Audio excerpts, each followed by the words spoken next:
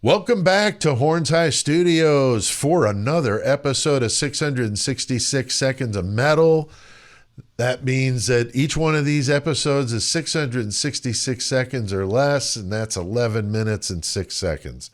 And I got Shane here with me from Winnipeg, Manitoba. Chilly up there, Shane. How you doing? Hey, doing not too bad, Pete. Yeah, we still got fucking winter here, so still dealing with it for another week here at least. But yeah. Yeah. Getting close, though, dude. The end is near. Close. The end is near. So you got some brutal shit for us tonight. What do you want to talk about? Man, we are talking Chainsword tonight, and their new release titled "Born Triumphant." Nice. Very positive sounding album title, eh? Born Triumphant. Very optimistic and life affirming. Anyways, it's like winning right out of the womb. So that's awesome. Yeah, so Chainsword, they're old school death metal in the style of Bolt Thrower. So it is war metal, but you know they're not just a Bolt Thrower clone. They're a very decent band in their own right, regardless of who their obvious influences are. But, you know, They are doing worship correctly here, and regardless of what metal legend their music most closely resembles, they're just a good fucking band that writes good songs. Yeah, I'm getting a Fourth Crusade vibe going on with this album art here, Shane. You know? Yeah, that's definitely true. But yeah, good stuff, though. I mean, I don't think there's anything wrong with a band, you know, having no problem with showing off who, you know, inspired them. You know, it's awesome. Taking it to the next level. Yeah.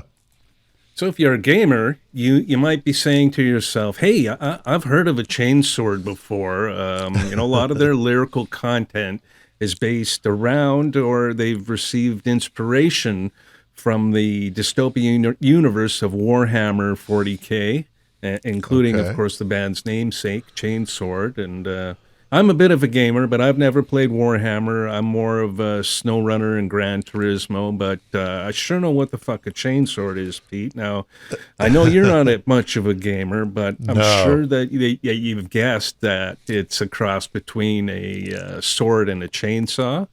Yeah, that's brutal. Yeah, not a subtle weapon at all. It's more of an eviscerating than your standard sword.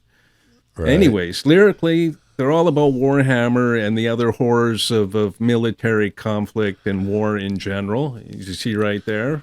Yeah, I like that cover. That's badass.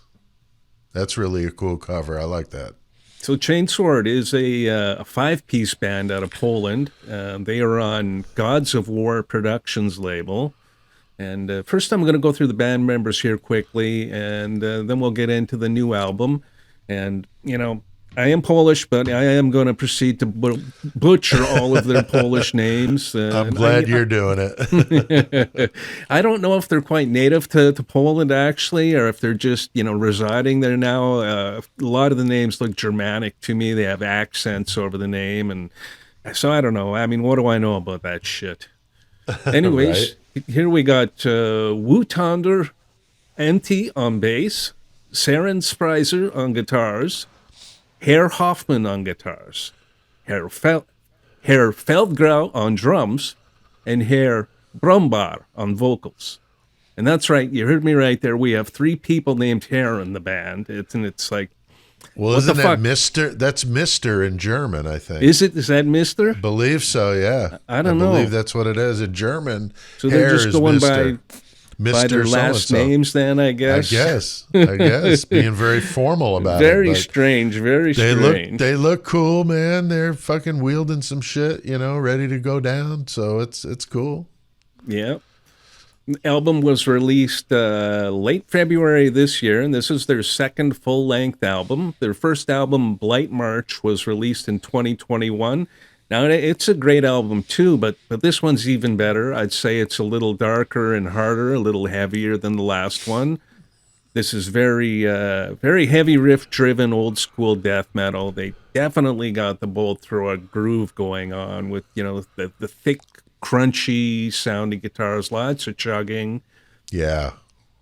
Oddly, a few of the tracks have kind of a hardcore punk thrash influence too, so It's a little different in that regard. The solos are very dramatic. They can be dark, brooding, very emotional sounding. So yeah, there's some great soloing in there. The drumming is what you would expect, considering their influence. It's a combo of mid-tempo with blast beats, some killer fills, catchy transitions. The bass, it can get lost at times, but there are a few tracks where it's more prominent. Vocals? Yeah, I think the guys instrumentally are sound as hell, man. Oh, Definitely yeah, they're good. great. Yeah. Vocals, they're just filthy death metal growls. They're kind of bassy. Yeah. I would prefer a bit more clarity, but, if you read the lyrics and train your ear, you can pretty much make everything out. And Right. the other unique thing to it, too, that separates it a bit from your average bolt thrower clone would be the addition of the backing chorus vocals. Right. A lot of great songs on the album, and there's a lot of things to like about this album. A few of the tracks that really stood out for me are the opener, Necrodermis, and this one just gives you a great preview of what you're in for, and it sets the bar really high right off the bat. Sinistra Manus Tenebra, that's another great song. Trident Rise and the closer LGP, they're all bangers. Just great hooks. Nasty grooves, catchy transitions. Abominable Intelligence is another good one. Grand Funeral Pyre is one of the tracks that has a thrashy, punky feel to it. And oddly enough, that's the only track from the new album that they have on their official YouTube channel. I don't really think it's really representative of the album at large, so kind of a weird choice. But yeah, there's some great tracks on here. Yeah, Trident Rise is badass. I definitely like that one. So, if you like old school death metal, something in the vein of Bolt Thrower, Memoriam, you should go check this shit out. It's just different enough that it stands out on its own, but you can still tell where the influence is from. Born Triumphant, Chainsword, man.